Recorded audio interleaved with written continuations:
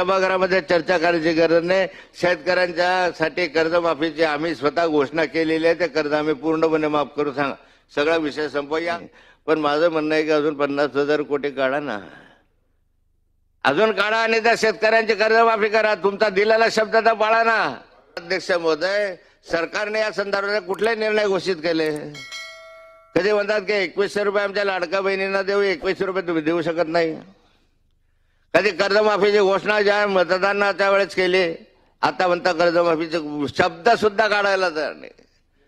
अध्यक्ष महोदय, मला माहित आहे की तुमच्या तिजोरीमध्ये खळखळाट आहे। तुमच्या तिजोरीमध्ये पैसे आता पगार जायला सुद्धा उरणार नाही अशी स्थिती तुमच्या तिजोरीत आहे। 45,000 कोटीच्या तुटीच्या अर्थसंकल्पामध्ये तुम्ही वावरता आहात। 8 लाख कोटीच्या वरचं कर्ज तुमच्या डोक्यावर आहे। पण माझं म्हणणं आहे की अजून 50,000 कोटी काढा ना।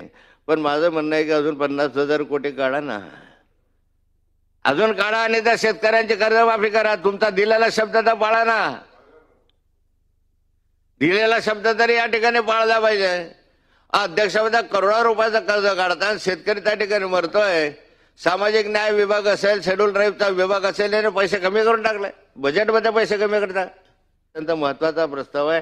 विरोधी पक्ष नेत्याचा शेवटचा प्रस्ताव ज्यावेळेस येतो त्याला काही अनन्यसाधारण महत्व आहे। आम्हाला सांगा ना, तुम्ही काही गरज नाही याच्या चर्चेची, सांगा कर्ज कधी माफ करणार आहात? माझा जो शेतकरी आत्महत्या करतो त्याला न्याय कधी देणार? काय कर्जमाफीच्या संदर्भातली भूमिका तुमची आहे? काय बोलायला तयार नाही, एक शब्द सुद्धा बोलायला तयार नाही तुम्ही कर्जमाफीवर। कुठं बोललाय? करा उत्तरात, खाली पाहिलं मी उत्तर तुमचं, कुठं आलं तुमच्या? आणि वर काय उत्तर देणार आहे सांगा आम्हाला? काही सभागृहामध्ये चर्चा करायची गरज नाही। शेतकऱ्यांच्यासाठी कर्जमाफीची आम्ही स्वतः घोषणा केलेली आहे। ते कर्ज आम्ही पूर्णपणे माफ करू सांगा, सगळा विषय संपव। या अधिवेशनाचं फलित काय? तर शेतकऱ्यांची कर्जमाफी झाली, बाकी काही नको आम्हाला। त्याच्यामध्ये करा ना, जे तुम्ही सांगितलं ते करा। आम्ही नाही आग्रह धरत तुम्हाला, जो तुम्ही शब्द दिलाय तो करा।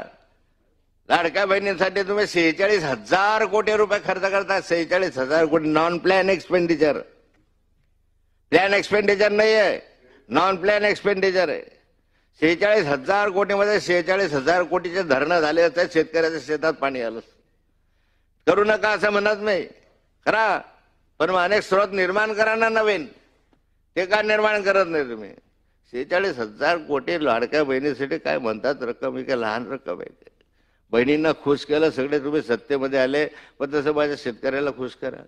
सारे वीज बिल माफ करून टाका, 100% वीज बिल माफ करण्याची घोषणा तुम्ही केली। 24 तास वीज पुरवठा करू असं घोषणा तुम्ही केली। आता माननीय मुख्यमंत्र्यांनी काल सकाळी या ठिकाणी 10 हॉर्स पॉवर पर्यंत सोलरच्या संदर्भामधला निर्णय घेतला, मी स्वागत करेल।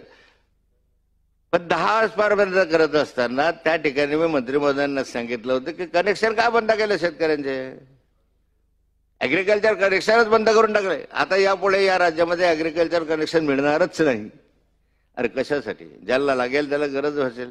इरिगेशनच्या पाटबंधारे प्रकल्पावर तुमचं सोलर चालणार नाही, 500-800 फुटावर तुमचा 10 हॉर्स पॉवरचे सोलर चालणार नाही, ठिबक सिंचन वगैरेसाठी हा 10 हॉर्स पॉवर पुरेसा होणार नाही।